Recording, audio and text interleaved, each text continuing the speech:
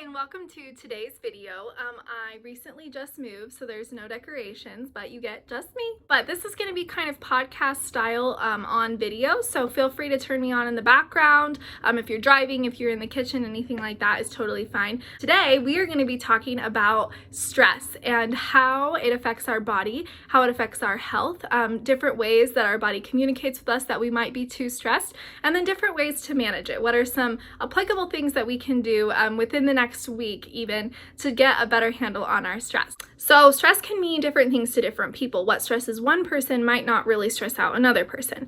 And there's also good and bad kinds of stress. So for example, a good kind of stress would be if you're driving in the car and you're going to hit the car in front of you and you slam on the brake. So that's a time that your body experiences stress, but it's a good kind where it serves to protect you. Our bodies are designed to handle these small doses of stress, but we're not equipped, however, to handle long-term chronic stress without it affecting our body in adverse ways. So with that, stress can affect all aspects of your life, including your emotions, your behaviors, your thinking ability, and your physical health. No part of the body is immune to not experiencing the effects of stress, and specifically chronic stress. So first, I'm using notes here because I would just ramble like way out of control if I didn't. So first is the emotional symptoms of stress. And so, for example, becoming easily angered, agitated, frustrated, or moody. Also, feeling overwhelmed, like you're losing control or you need to take control of something, can be a sign of stress. Having difficulty relaxing and just quieting your mind for a moment. Those are some examples. Physical examples. So our body physically will let us know if we're stressed as well. So physical examples of stress would be feeling bad about yourself, having low self-esteem, feeling lonely, worthless, or depressed, avoiding others, like more than the norm, just don't want to be around people, but more than that, like avoiding the people that you love or people that you care about, or just avoiding being around people at all. That can manifest as low energy. Some people get headaches. Also an upset stomach or issues including diarrhea, constipation, nausea, things like that. People will get as a result of stress. Also aches, pains, and tense muscles, chest pain, rapid heartbeat, insomnia, frequent colds and infections, nervousness or shaking, ringing in the ears, sweaty palms, dry mouth, difficulty swallowing, and clenched jaw, or kind of clenching your teeth. Some people will just do that without even realizing it as a physical manifestation of stress. As far as cognitive, that would include things like constant worrying, racing thoughts that just kind of go on repeat, forgetfulness and disorganization. That is a huge one for me. I know I might not feel that stressed or not really be aware that I am, but one of the triggers for me is if I start forgetting stuff everywhere, like I'll forget my phone somewhere, or I lose my keys, lose my car, I can't find my car in the parking lot, different things like that. And then I know, like, for me, it's like, okay, I've been losing stuff, misplacing things, like I need to kind of check in and see, like, what's going on here. For others, it's the inability to focus, poor judgment, or being pessimistic or seeing only the negative side of things. And then lastly, there's behavioral symptoms of stress. So this includes things like a change in appetite, so either not eating or maybe eating too much or craving the wrong things, procrastinating or avoiding responsibilities, increased use of substances like alcohol, drugs, cigarettes, things like that, or exhibiting more nervous behaviors. So those are the behaviors like nail biting, fidgeting, pacing back and forth, things like that. So like we talked about earlier, a little bit of stress is okay. Our bodies are designed to handle that. It's stress over time that can start to cause adverse effects on your health. And so what we were just talking about is symptoms to kind of alert yourself, like, yes, I'm experiencing this, I'm feeling stressed. That alerts you. And then next, we're going to talk about some of the ways that if we don't take dramatic action, different things that research is finding can happen to our health. And so that includes mental health problems such as depression, anxiety, personality disorders. It includes cardiovascular disease such as heart disease, high blood pressure, abnormal heart rhythms, heart attacks, even stroke, obesity, and eating disorders. A lot of that is linked to stress and chronic stress. Menstrual problems, skin and hair problems such as acne, psoriasis, eczema, and permanent hair loss. I know my hair, like if I had a season of stress for a while at one point in my life, and I know that, I was losing parts of my hair, and my hairdresser's like, you must be stressed. And I'm like, think I am. And then also gastrointestinal problems such as GERD, gastritis, ulcerative colitis, and irritable colon. A lot of people will experience digestive issues, things with their gastro, things with that system when they're experiencing too much stress over time. There's even these studies out about stress affecting your ability to digest your food. Like, we can't digest when we're in that fight or flight, almost survival mode. And so I always tell my clients, less stress, more digest. Okay, so things out there that you can do to help manage this. Obviously, the first thing that you want to do is get rid of it. If there's something that you can control, you can get rid of, then get rid of it. And oftentimes, though, I find that my clients and myself have already kind of done that step. You've done what you can, whatever, and it's just kind of a thing that's going to happen right now. You're just going to have stress, and that's okay. So what we're going to talk about today is as if you're just going to have it, and what are some things that you can do to manage it better.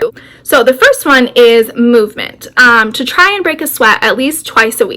A lot of us, I think, we get in our heads, like, well, I'm going to go to the gym and I'm going to go every single day this week. And then if we don't, it's almost counteractive, because then we just feel shame and we feel disappointed in ourselves. Like, I should have been there every day and I wasn't. So start with 2 days. Research shows that even 5 minutes of aerobic exercise can kind of simulate an anti-anxiety effect. So even if it's not a long workout, even if it's not going somewhere, if it's just at home, just kind of breaking a sweat twice a week. The same article that I was reading also talks about how exercise and physical activity produce endorphins, which is chemicals in the brain that act as natural painkillers. They also improve your ability to sleep, which that in turn reduces stress. So exercise is very important. That's the first one I put on here. Not like we're all going to go run 7 miles every day, but to do what you can to even that 5 minutes of aerobic exercise. So the next one is serving, and there is a ton of research out there that supports serving, volunteering, just bettering someone's life around you and how much that can do for yourself and for your anxiety. And so even if it's just taking $10 and going and dropping it off at a church nearby, or if it's driving and you just let the car merge in front of you, like, yeah, you're welcome. Like, we know that that could be difficult. So just letting things like doing things like that to serve the people around you is shown to decrease anxiety. And I was also reading this article that was talking about serving others has been proven to reduce chronic pain. So they took these chronic pain patients and they had, a group that didn't and a group that did. And anyway, the group that was more service oriented and volunteering experienced more relief in their chronic pain than the group that didn't. Anyway, so they also have linked serving others to lower blood pressure, increase life length, and that it produces a sense of purpose and satisfaction. So all of those are very important when it comes to anxiety and stress related illnesses and just even conditions. And lastly, we're going to be talking about intake, diet, nutrition, things like that, and how those affect our mood and our stress and our anxiety levels. I have been so amazed in just kind of being more intuitive with my body and what I'm eating, and even people around me, just having these conversations, knowing more and more how much our food and hydration and habits affect our stress and anxiety levels. I know I have a couple of friends who are sending their kids to a brain balance center to help with some different behavioral and cognitive things.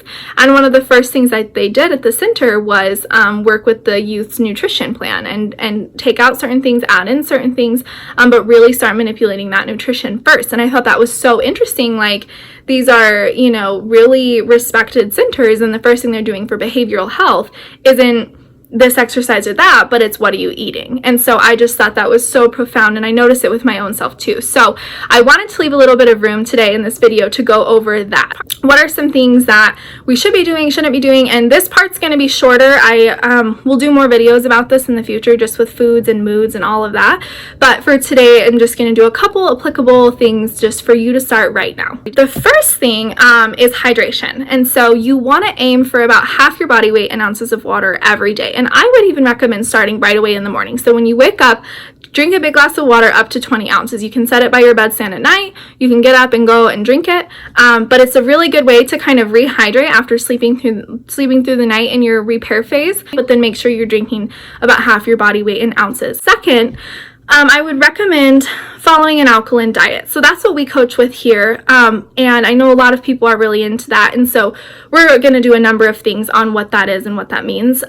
That's not really what today is about, but I wanted to include it because a lot of people do find that it helps a lot with depression, anxiety, and mood disorders. So following an alkaline diet is great. And then the third thing is there are a number of foods out there that can be used and are shown to help decrease things like anxiety and stress and things like that. So I thought it would be kind of fun. I just picked a couple of foods that we're going to go through and just see what they are. So the first food is leafy greens, and this fits in well with the alkaline diet thing that I was talking about earlier. This is really good for that.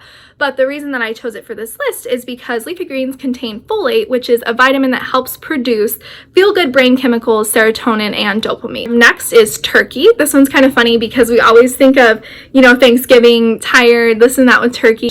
There's different amino acids that are found in turkey that kind of eventually convert to serotonin. So again, that means feel good. Next is salmon.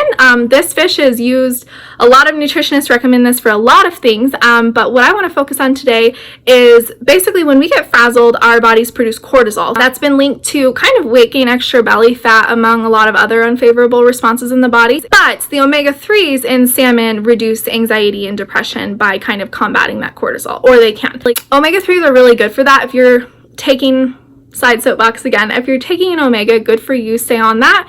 If you're looking to supplement omegas, you can shoot me a message and I can give you some recommendations. I didn't leave room in this video to do that, but we'll do that in the future, or you can just send me a message. But omegas are really good to kind of help combat that cortisol and for just in general for a lot of other health benefits, but we'll get into that in another video. Next is blueberries. They are full of antioxidants, plus blueberries are just really good and you can take them anywhere, but they also help produce dopamine, which kind of helps as like a stress fighting hormone. Next is oatmeal.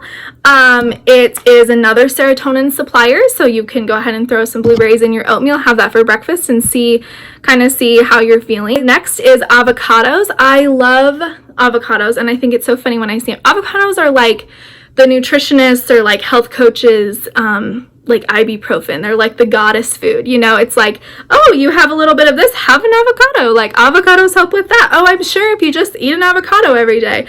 But anyway, it's true. They are so good for so many things with your health, and especially with our stress and anxiety. So studies have found that some anxiety might be rooted in a vitamin B deficiency, and avocados contain vitamin B, so that is a really good link there. They're a great source of monounsaturated fatty acids, which can help benefit with weight loss and things like that, which would help all of us with our stress probably. We'll talk more about that. Okay, so that was a lot of information. I hope that you learned something new today. I hope that you enjoyed it. Just as a recap, we talked about stress, kind of what it is and the health effects it can have on our body. And then here we like to go over a couple of just applicable things that people can do easily, you can add in right now. And so the three that we chose today were movement. And so we're aiming for sweating, breaking a sweat twice per week. And if you're already up to like 5-7 days, whatever it is, awesome. Honestly, good for you. And keep doing that. That's a great preventative measure for when stress and anxiety do come in your life, because they do for all of us. We can't prevent it. The second is serving. Find a way to serve someone. It can be someone at home. It can be a spouse. It can be a child. Something that you know is going to make them happy, that you know is going to make their day. It can be $10 to the church. It can be letting someone merge into your lane. Just different ways that you can put others before yourself and just serve. And the third thing that we talked about is food. Different foods that we can add in that might help with stress, and also hydration. Just making sure that you're staying hydrated, following the alkaline diet, and then some different foods that you can add in that have kind of been shown to help reduce anxiety and stress. Woohoo! That was fun. So thank you for joining us today. We really loved having you watch. I hope that you learned something about stress, or a way that you can detect stress in your body, or even just different things that you can start implementing to have a better handle on it, to be more preventative, or to just manage it a little bit better, or some foods that you can add into your diet to just kind of soothe this process along and make the stress a little bit easier on your body. I'm so glad that you listened and that you joined us. This was so fun. Go ahead and drop a comment below on something that you learned or something you thought was interesting, or maybe one thing that you want to commit to trying this week. We are going to continue the talk on stress in the coming weeks, and just different things that it has to do with our sleep, with weight loss, with hormones, just all these different things. My mom, Melissa, she is going to be joining us in some of our videos. She's a co-founder in all of this. Her schedule is less less forgiving. She's an OBGYN, and so she works a lot. But with that, she brings invaluable information to our videos and to this business because she has just studied nutrition and healthcare and service to others for years. And so I'm really excited for you to get to see more of her and get to hear some of her wisdom that she has to share with us. And she definitely has a good handle on the stress topic. As a physician at a busy hospital and an OBGYN, they obviously are running all over all the time. There's always patients coming in. You never know when a baby is going to come. So if there's anyone that knows about stress, it's going to be her. And so I'm really excited just for her to kind of jump in and to share with us on these videos. So tune in next week. We're excited to have you. Don't forget to like and to comment below on something that you're going to do as an action step. And we look forward to chatting with you in the meantime. Thank you.